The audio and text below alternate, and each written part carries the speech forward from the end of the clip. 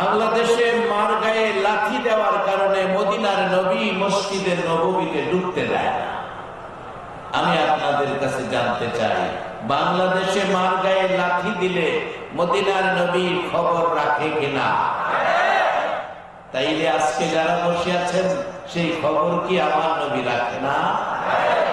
যেদিন নবী দুনিয়ার থেকে বিদায় হয়ে যাবে, প্রস্তাব করেছেন আমার আল্লাহ জিবরাইলের মাধ্যমে, জিবরাইল রে, আমার বন্ধু এই জমিনে বহু জায়গায় মাইল খেয়েছে, বন্ধুর রক্ত মোবারক এই জমিনের বহু জায়গায় লেগে আছে, রক্ত মাখা জমিনের মধ্যে আমার বন্ধুকে দাফন করব না, বন্ধুর দেহ মোবারক আমি আল্লাহর আরশের ডান পাশে রাখবো।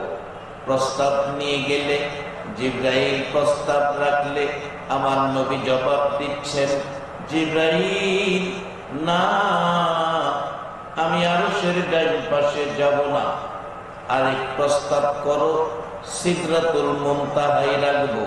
জিবরাইলের প্রস্তাব আমার নবী রাখলেন না, আরেকবার প্রস্তাব করো, জান্নাতুল ফিরদাউসে রাখবো, তাতেও নবী রাজি হলেন না। আল্লাহ ডাকে, জিবরাইল বন্ধুকে বলো, বন্ধুর কি প্রস্তাব আছে, আমি আল্লাহ মেনে নিব, আমি আল্লাহ মেনে নিব। আমার নবী কান্দে, চোখের পানিতে গাল মোবারক ভিজে গেছে। এরে জিবরাইল, আমি আরশে যাব না, সিদরাতুল মুনতাহায় যাব না, জান্নাতুল ফিরদাউসে যাব না, আমি আমার সারা পৃথিবীর উম্মতের ব্যথা বুকে লইয়া মদিনার মাটিতে শুয়ে থাকবো। বলুন, এখনো নবী মদিনার মাটিতে শুয়ে আছে কিনা? আরে উম্মতের কান্ডার নবী রহমতের ভান্ডার, বলুন উম্মতের কান্ডার নবী রহমতের ভান্ডার, নবী বিনে রোজ হাসরে কে করিবে পার, নবী বিনে রোজ হাসরে কে করিবে পার, উম্মতের কান্ডার নবী রহমতের ভান্ডার, উম্মতের কান্ডার নবী রহমতের ভান্ডার। যাইয়া দেখো মদিনাতে, কান্দে নবী দিনে রাইতে, যাইয়া দেখো মদিনাতে, কান্দে নবী দিনে রাইতে, মাফ করিয়ে দাও গো খোদা উম্মত গুনাহগার, মাফ করিয়ে দাও গো খোদা উম্মত গুনাহগার, উম্মতের কান্ডার নবী রহমতের ভান্ডার, উম্মতের কান্ডার নবী রহমতের ভান্ডার। আমার নবী বলেন, জিবরাইল না, আমি এই জমিনে থাকবো, জমিন ছেড়ে যাব না। আমার আল্লাহ জিবরাইলের মাধ্যমে নবীর প্রস্তাবগুলো গ্রহণ করে নিলেন, জমিনে থাকবেন। এবার জিবরাইলের প্রশ্ন, ও আল্লাহর বন্ধু, আল্লাহর হাবিব, এত সুন্দর প্রস্তাব কোন নবী রাসূল পায় নাই, কোন নবী রাসূল পায় নাই। যে প্রস্তাব পেয়েছেন আপনার জন্য আরশের ডান পাশে রাখলেন না, সিদরাতুল মুনতাহায় গেলেন না, জান্নাতুল ফিরদাউসে থাকবেন না, জমিনে থাকবেন। কেন গো নবী এই জমিন ছাড়বেন না? আমার নবী কান্দে, জিবরাইল রে, আমি নবী মাটিতে পড়ে থাকবো সোনার মদিনার জমিনে। জিবরাইল, দুনিয়ার জমিনে দেখো মুরগি বাচ্চা লইয়া ঘুরে, উপরে ছিলকাত বাচ্চা নেওয়ার জন্য আসলে মা মুরগিটা পাখা বাড়াইয়া ডাকে, আমার আদুরের সন্তানেরা বিপদ দেখা দিয়েছে, আয় আমার পাখার ভিতরে আয়। মা মুরগিগুলো পাখার মধ্যে বাচ্চাগুলো ঢুকাইয়া, মা মুরগি বাচ্চা পাখার মধ্যে ঢুকাইয়া মাঝে মাঝে মাথা পাখার ভিতরে ঢুকাইয়া সান্ত্বনা দেয়, ভয় পাইস না, চিন্তা করিস না, আমি মার জীবন থাকতে একটা বাচ্চাও চিল্কাকে নিতে দিব না। জিবরাইল, আমি নবী মদিনার মাটিতে শুয়ে থাকবো, আমার সারা পৃথিবীর উম্মতের যদি কোনো বিপদ দেখা দেয়, আমার উম্মতের জন্য আমি নবী রহমতের দুইটা হাত বাড়াইয়া দিব।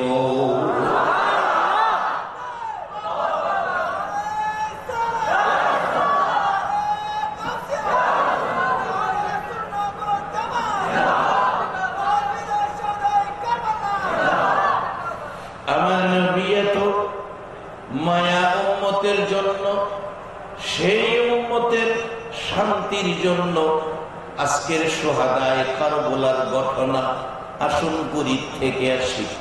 আল্লাহ নিজে আদর করেন ইমাম হাসাইন হুসাইনকে, নবী আদর করেন মায়ার উম্মতদেরকে।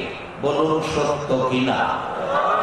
উম্মত ছেড়ে আরশে যাইতে রাজি না, সিদরাতুল মুনতাহায় যাইতে রাজি না, জান্নাতুল ফিরদাউসে যাইতে রাজি না। আমার নবী মদিনার মাটিতে শুইলেন শুধুমাত্র আপনার আমার মতো উম্মতের মায়া। বাবারা ভাইরা, আমার আল্লাহ কত আদর করে ইমাম হুসাইন হাসাইন দুই ভাইকে বাস্তবে আসেন। দুই ভাই মিলে, দুইজনে মিলে, আরবে তখন কবিতা লেখার প্রচলন ছিল, আরবে কবিতা বলাদের দাম বেশি ছিল। ইমাম হাসাইন হুসাইন দুই ভাই মিলে দুইজনে কবিতা লেখে। কবিতা লেখে দুইজনে দুইজনকে প্রশ্ন করে, ভাই দেখো কার কবিতা সুন্দর। দুইজনে দুইজনের ফায়সালা দিতে পারে না, মার কাছে গেলেন। খাতুনে জান্নাত ফাতেমাতুজ জাহরা, মা ফাতেমার কাছে যাইয়া বললেন, মা গো, বলো আমরা দুই ভাইয়ের কবিতা কার কবিতাটা সুন্দর। মা হাসাইনের দিকে তাকাই, হুসাইনের দিকে তাকাই, যদি বলি হাসাইনের কবিতা সুন্দর, হুসাইনের মন কষ্ট হবে। যদি বলি হুসাইনের কবিতা সুন্দর, হাসাইনের মন কষ্ট হবে। মা হইয়া কারে খুশি কারে দুঃখ দিব। অবশেষে খাতুনে জান্নাত ফাতেমাতুজ জাহরা ফায়সালা দিলেন, রে হাসাইন হুসাইন, তোমাদের কবিতা কার সুন্দর আমি ফায়সালা দিতে পারলাম না, তোমরা তোমাদের বাবার কাছে যাও। হযরত আলী রাদিয়াল্লাহু তাআলা আনহুর কাছে যাইয়া ডাকে, বাবা গো, বলো আমাদের কবিতা কার কবিতা সুন্দর। মা ফায়সালা দিতে পারলো না। হযরতে আলী ডাকেন, ইমাম হাসাইন হুসাইন, নবীর মেয়ে হইয়া, জান্নাতি মহিলাদের সরদারিনী হইয়া যে ফাতেমা ফায়সালা দেয় না, সেই ফায়সালা দেওয়ার ক্ষমতা আলী রাখে না। রে হাসাইন হুসাইন, যাও তোমার নানার কাছে যাও। দুইজনে যাইয়া নবীজির পাশে হাজির। নানা গো, বলো আমরা দুই ভাইয়ের কবিতা কার কবিতা সুন্দর। আমার নবী দুই কবিতা হাতে নিয়ে ভাবতেছেন, যদি বলি হাসাইনের কবিতা সুন্দর, হুসাইনের মনে দুঃখ যাবে। হুসাইনের কবিতা সুন্দর, হাসাইনের মনে দুঃখ যাবে। আমার নবী কবিতা হাতে, নবীজি টেনশনে আছেন, চিন্তাতে পড়ে গেছেন। কোন টেনশন চিন্তা করলে আমার আল্লাহ নবীকে সান্ত্বনা দেয় জিবরাইল পাঠাইয়া, প্রয়োজনে কোরআনের আয়াত পাঠাইয়া সান্ত্বনা দেয়। বহুত আয়াত আছে। অবশেষে জিবরাইল এসে ডাকে, হুজুর চিন্তার কারণ নাই, কার কবিতা সুন্দর আপনি ফায়সালা দিলে তাদের মনে দুঃখ যাবে। এই ফায়সালা আপনার দিতে হবে না। কার কবিতা সুন্দর? হাসাইন হুসাইনের কবিতা সুন্দরের ফায়সালা দিবে স্বয়ং আল্লাহ। বলুন, পৃথিবীতে কার কবিতার ফায়সালা আমার আল্লাহ দিছে? এমন মানুষ আছে? আজকে যার পক্ষে বসছি এমন ব্যক্তিদ্বয় পৃথিবীতে হয় নাই, হবে না, এই সৃষ্টি করে নাই, এমন ব্যক্তিদের পক্ষে আমরা বসেছি। আমাদের ভাগ্য ভালো না খারাপ? আসুন, আমার আল্লাহ রাখেন জিবরাইল, জান্নাতি একটা আপেল নিয়ে যাও, আমার বন্ধুকে বলো দুই ভাইয়ের কবিতা জমিনের মধ্যে রাখবে। আপেল টুকুন বন্ধুর হাতে তুলে দিবে, বন্ধু আকাশের দিকে আপেল ঢিল মারবে, এই আপেলটা যার কবিতার উপরে পড়বে তার কবিতাই সুন্দর। এবার জিবরাইলের কথা মতো আমার আল্লাহ পাঠাইলেন, এই সিদ্ধান্তে আমার নবী আপেল আকাশের দিকে ঢিল মারলেন, নিচের দিকে আসতেছে, হাসাইন হুসাইন দুইজন তাকিয়ে আছে, কার কবিতা জানি সুন্দর হয়। আমার নবী ডাকে, মাবুদ আমার দুই নাতির কবিতাই সুন্দর, আমি সেটাই দেখতে চাই।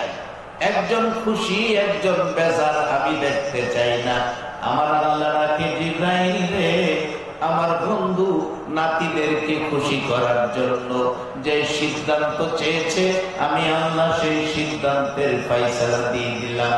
ওই আপেলটা জমিনে পড়ার আগে আগে রে জিবরাইল, তুমি আপেলটাকে দুই টুকরা করে ওই দুই ভাইয়ের কাগজের উপরে রাইখা দাও।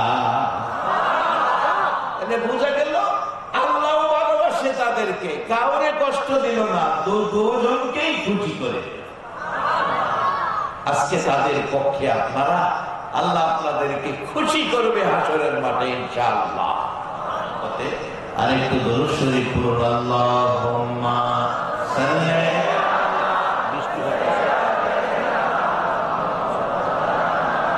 মুহাম্মাদ ওয়া আলা আলি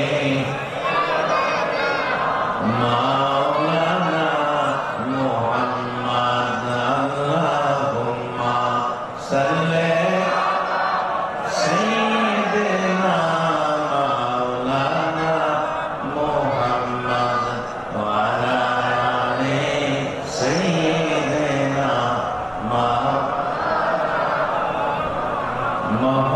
মহরমের 10 তারিখে কি যে হইল রব্বানা, নবীর বংশ ধ্বংস হইল, পানি খেতে পেল না।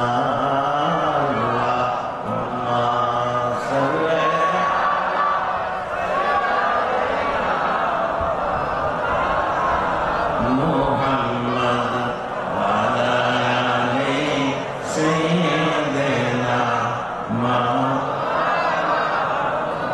বালাগাল উলা বিকামালিহি কাশাফাত দুজা বিজামালিহি হাসনাত জামিউ খিসালিহি সাল্লাল্লাহু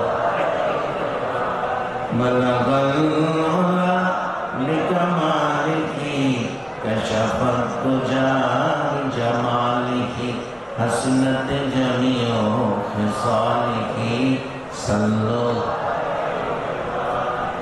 এমন ব্যক্তিদ্বয়ের পক্ষে আপনারা বসে আছেন যাদের বিকল্প আর নাই, দুনিয়াতেও নাই আখিরাতেও নাই, যাদেরকে মায়া করেন আল্লাহ, যাদেরকে মায়া করেন নবী মুহাম্মদুর রাসূলুল্লাহ।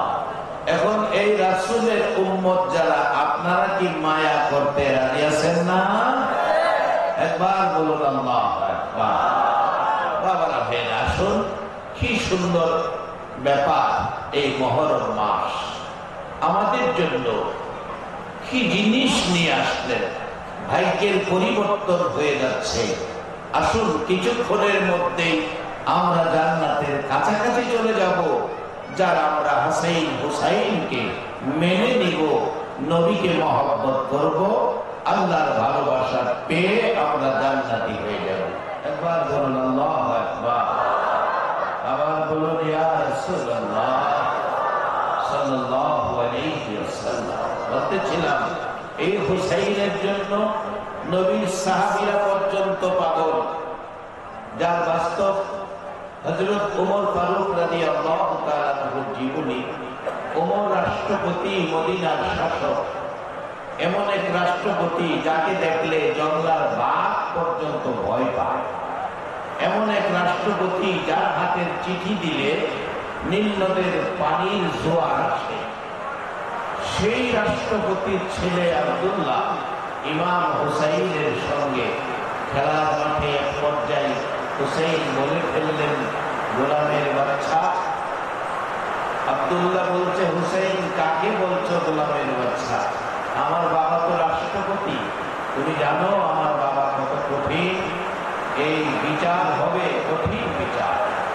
ইমাম হুসাইন বলে, যাও বিচার কঠিন হবে, হোক। বলছি তো বলছি। আব্দুল্লাহ বাড়িতে গিয়ে বলছে, বাবা তুমি বাঘের বিচার করো, একটা বিচার তোমাকে করতে হবে। কি বিচার? হুসাইন আমাকে বলে গোলামের বাচ্চা গোলাম, তুমি নাকি বড় গোলাম, আমি বাচ্চা গোলাম। হুসাইনের এই বকার বিচারটা তোমাকে করতে হবে। ওমর ফারুক রাদিয়াল্লাহু তাআলা ডাকতেছেন, এরে বাবা আব্দুল্লাহ, যার বিরুদ্ধে বিচার দিয়েছো এ হুসাইনের বিচার করার কোর্ট পৃথিবীতে নাই। আব্দুল্লাহ ডাকে, বাবা তাহলে আমি কি বিচার পাবো না? ওমর ফারুক রাদিয়াল্লাহু তাআলা বলেন, আব্দুল্লাহ রে, কার বিরুদ্ধে বিচার দিছো? তাকে তুমি চিনোনি? রহমতের নবী, আল্লাহর হাবিব, আল্লাহর বন্ধু, যার প্রেমে কুল কায়নাত আল্লাহ বানাইলেন। ওই নবী যখন নামাজের সেজদায় যাইতো, ওই নবী যখন নামাজের সেজদায় যাইতো, আমি দেখেছি রে আব্দুল্লাহ, ইমাম হুসাইন নবীজির দাঁড় মুবারকে চড়ে বসে থাকতো। আমার নবী নামাজের সেজদার তাসবিহ 5 বার, 7 বার, 9 বার, 11 বার, 21 বার, 41 বার। হুসাইন গাছ থেকে নামে না, নবী ইচ্ছে করলেন নামাবেন। এমন সময় আমার আল্লাহ ডাকে, জিবরাইল যা রে, আমার বন্ধুর কাছে যা। ইমাম হুসাইন বন্ধুর গাল মুবারকে বসে আছে, বন্ধু চেষ্টা করতেছে নামানোর জন্য। বন্ধুর কাছে খবর পৌঁছে দে, বন্ধুর ঘাড় মুবারকে হুসাইন বসা।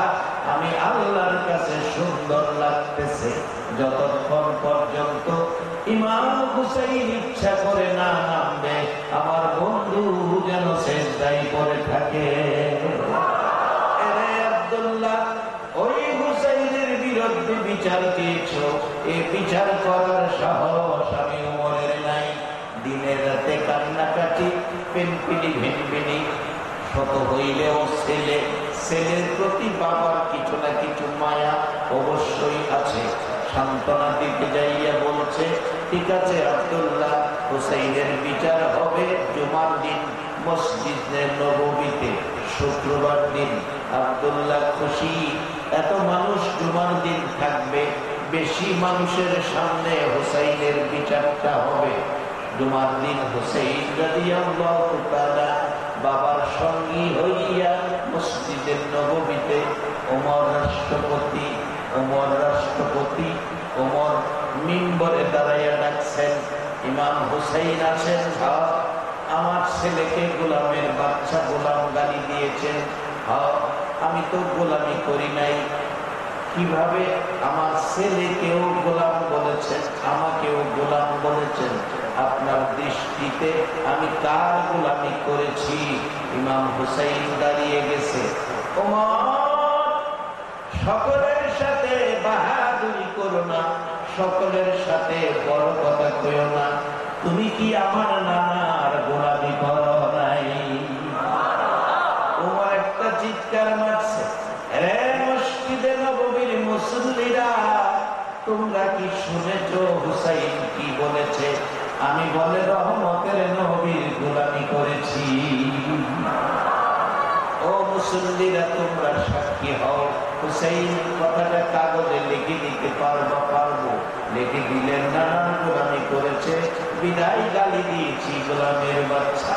ইমাম হুসাইন স্বাক্ষর করেছে। একজন সাহাবী কাগজ টুকুর নিয়ে উমরের হাতে পৌঁছে দিলে উমর কাগজ নিয়ে মসজিদে নববীর মিম্বরে দাঁড়ায়া দাঁড়ায়া কান্দে আর ডাকে, মসজিদে নববীর মুসল্লিরা রে, সার্টিফিকেট পেয়েছি, আমি ওমর নবীর গোলামি করেছি। নবীজির গোলামের, নবীজির গোলামের কোনো চিন্তা নাই।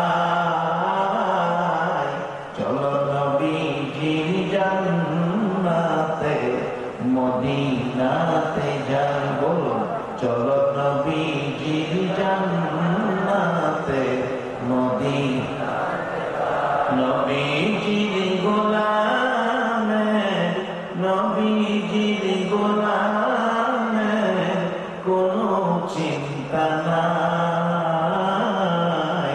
চলো নবীজির জান্নাতে মদিনাতে যাই, চলো নবীজির জান্নাতে মদিনাতে।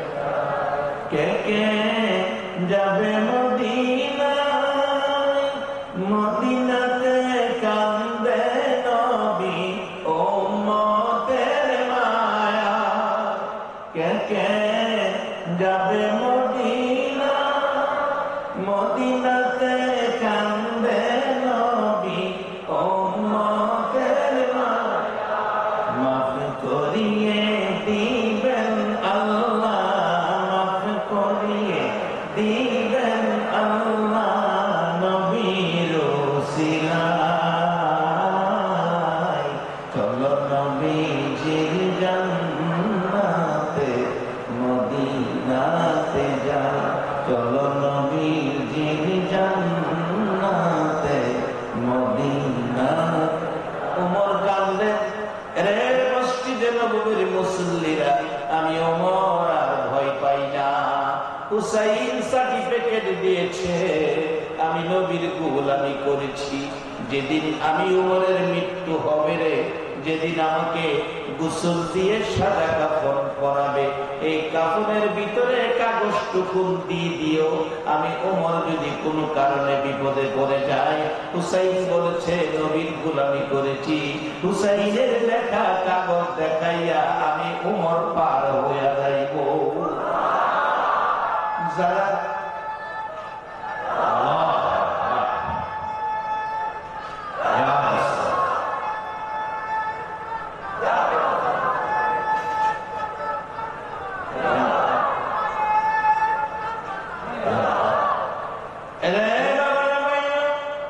যারা দুনিয়ার জমিন থেকে জান্নাতের টিকিট পেয়েছে, তাদের মতো ব্যক্তিদ্বয় যদি হুসাইনের লেখা হাসরে নাজাতের উসিলা বানাইতে পারে, আজকে যারা হুসাইনের স্মরণে এই মাহফিলে যারা বসে আছেন, আজকের বসা যদি আল্লাহর কাছে কবুল হয়ে যায়, এই মাহফিল সাক্ষী রেখে বলে গেলাম, হাসরের দিন আর কিছুই যদি কবুল না হয়, হুসাইনের মহব্বতে বসার বিনিময় আমার আল্লাহ জান্নাত দিয়ে দিবেন। জান্নাত আল্লাহর কোনো প্রয়োজন নাই আপনাদের। বলতেছিলাম সেই আদরের হুসাইন সুহাদায়ে কারবালা, কারবালার জমিনে কি ঘটনা ঘটলো। বাবারা, মৃত্যু হবে সকলের, মরতে হবে সকলের। আল্লাহ কোরআন শরীফে পরামর্শ দিয়েছে, ওয়ালা তাকুলু লিমান ইউকতালু ফি সাবিলিল্লাহি আমওয়াত। আল্লাহর রাস্তায় যারা মৃত্যুবরণ করেছে, আল্লাহ বলেন তাদেরকে মৃত্যু বলো না, তারা জীবিত, তোমরা সেটা অনুভব করতে পারো না। কোরআনের আরেক জায়গায় বলেছেন, বাল আহইয়াউন ইনদা রাব্বিহিম ইরযাকুন। যারা আল্লাহর রাস্তায় মৃত্যুবরণ করেছে, আল্লাহর পছন্দের হইয়া কবর গিয়েছে, নবীর উম্মত হইয়া কালিমা লইয়া কবর গিয়েছে, আল্লাহ বলেন পৃথিবীর মানুষেরা ঘোষণা দিয়ে দিলাম, বাল আহিয়াউন ইনদা রাব্বিহিম ইরযাকুন। দুনিয়ার মানুষ যেমন 3 বেলা দুনিয়ায় খানা খায়, আমার নবীর উম্মত হইয়া কবরে আসলে আমি আল্লাহ কবরে 3 বেলা জান্নাতের খাবার খাওয়া।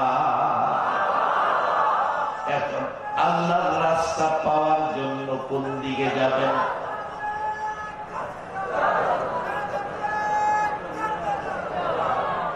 আল্লাহর রাস্তা পাওয়ার জন্য কোন দিকে যাবেন, কিভাবে পাবেন? এখন আল্লাহ পাওয়ার জন্য, রাস্তা পাওয়ার জন্য একটা রাস্তা তো আমাদের বাইর করতে হবে। কিভাবে পাবেন? আচ্ছা, এখানে মাশাআল্লাহ অনেক মেহমান, আল্লাহরে দেখছেন এমন কেউ আছে? মসজিদ কার ঘর? আচ্ছা, মসজিদ যে আল্লাহর ঘর, কোনদিন মসজিদে আল্লাহরে কেউ দেখছেন?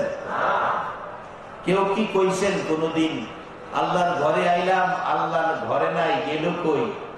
কেউ কি কইছে? বাজারে গেছে, চা খাইতে গেছে, এমন কইছে? আপনাদের এলাকায় মেম্বার আছে না? মেম্বার, এটা কি ইউনিয়ন পরিষদের অধীনে নয়? এটা মেম্বার আছে। অনেক সময় প্রয়োজনে মানুষ মেম্বারের বাড়িতে যায়, ডাকে, মেম্বার সাহেব বাড়িতে আছেন? বাড়ির থেকে কয় মেম্বার তো বাড়িতে নাই, কই গেছে? কই বাজারে গেছে। প্রয়োজন ছিল মেম্বার সাহেব, কয় সন্ধ্যার দিকে আয়েন, বাড়িতে পাইবেন। একটা ঠিকানা পাইলাম, সন্ধ্যার দিকে মেম্বারে বাড়িতে পাবো। এখন আল্লাহর ঘর মসজিদ, ফজরের নামাজ পড়লেন, আল্লাহরে পাইলেন না। ইমাম সাহেব কি বলতে পারছে মাগরিবের সময় পাইবেন? এখন আল্লাহর রাস্তা কিভাবে নেবেন? আল্লাহ কয় আমার রাস্তা পাইতে গেলে তোমরা কোরআনে যাও। এই কোরআনে বলেছে অমাইয়িতির রাসূলা ফাকাদ আতা আল্লাহ, তোমরা আমার রাসূলের কথাগুলি মানো, তাইলে হবে আমি আল্লাহর কথা মানো। তোমরা আমার রাসূলের কাছে যাও, আমি আল্লাহ তোমাদের কাছে থাকবো। আল্লাহ চিনতে গেলে, বুঝতে গেলে, পাইতে গেলে প্রয়োজন হলো রাসূল। আল্লাহর পরিচয় আমাদের কাছে পৌঁছে দিলেন রাসূল, আল্লাহ চিনাইয়া দিলেন রাসূল। কিভাবে? যার নবীর জীবনী, মক্কার ইতিহাস, নবী ঘরে ঘরে ঘুরছে আল্লাহর পরিচয় দেওয়ার জন্য, আর ডাকছে কি বলে? ইয়া আইয়ুহান নাস কুলু লা ইলাহা ইল্লাল্লাহ তুফলিহুন। হে মানুষ, তোমরা বলো আল্লাহ ছাড়া কোনো মাবুদ নাই। আল্লাহর মানুষ চিনতই না, চিনাইয়া দিল নবী মুহাম্মদুর রাসূল। এখন এই নবীরেই চিনি না, হুসাইন চিনবো কোন সময়? অথচ এই হুসাইন হাসাইন অচিনা কোনো ব্যক্তি না। প্রত্যেকটা জুমায় মসজিদে যাবেন, ইমাম সাহেব খুতবায় বলে দিবে আল হাসান ওয়াল হুসাইন সাইয়্যিদা শাবাবি আহলিল জান্নাহ। যদি কোনো ইমাম এই 2 নামের উচ্চারণ বন্ধ করে দেয়, তার ইমামতি থাকবে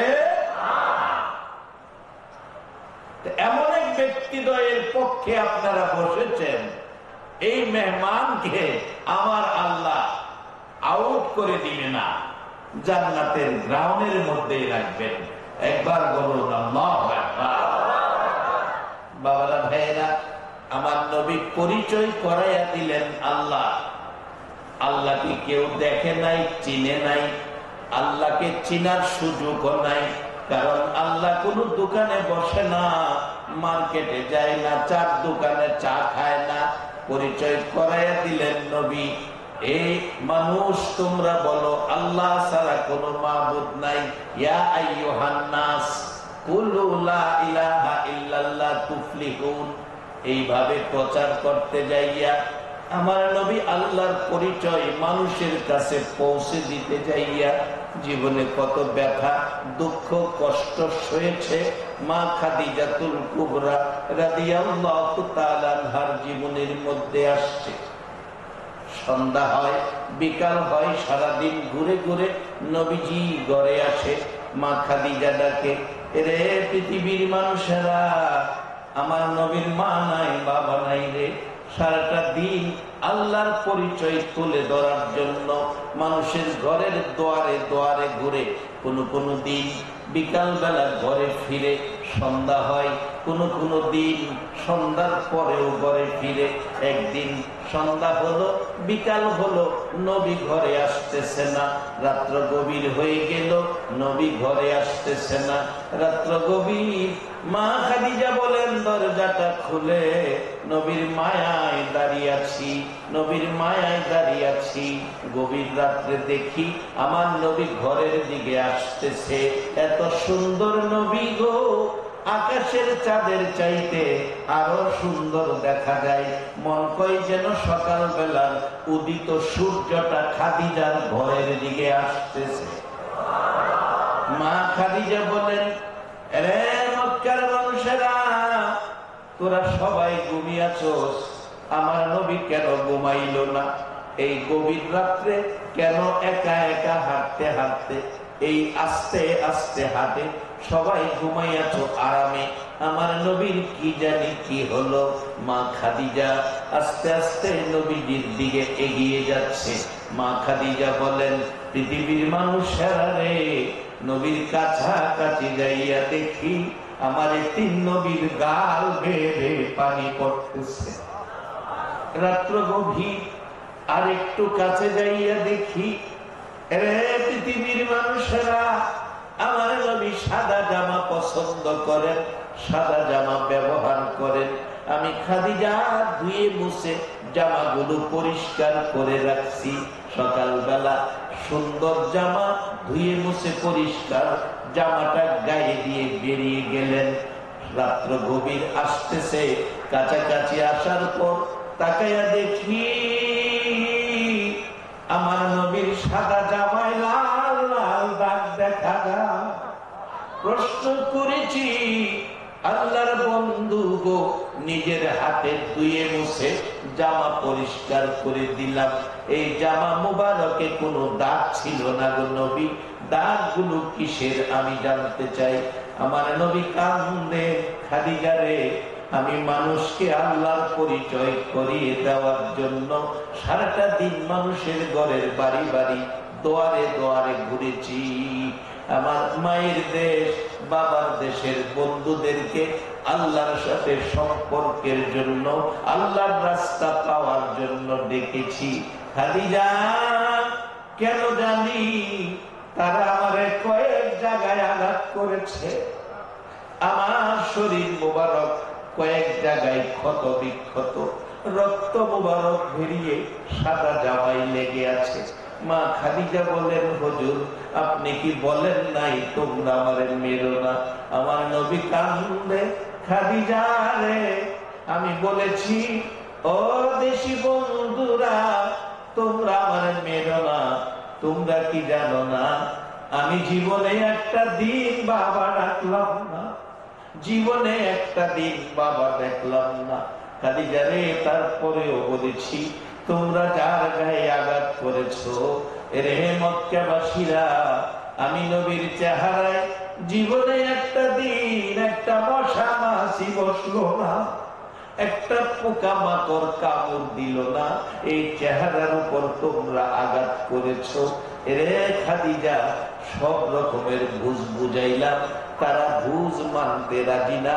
আমাকে আঘাত করেছে, সেই আঘাতের রক্ত মোবারক জামার মধ্যে লেগে আছে। মা খাদিজা দেখে, হুজুর আর তাদের কাছে যাওয়া দরকার নাই। আমার নবী বলেন, খাদিজা রে, না, আল্লাহ পাঠাইছে তার পরিচয় মানুষের কাছে পৌঁছে দেওয়ার জন্য। যত ব্যথা, যত দুঃখ, যত কষ্ট আসুক না কেন, আমি মানুষকে আল্লাহর পরিচয় বুঝাইয়া দিব।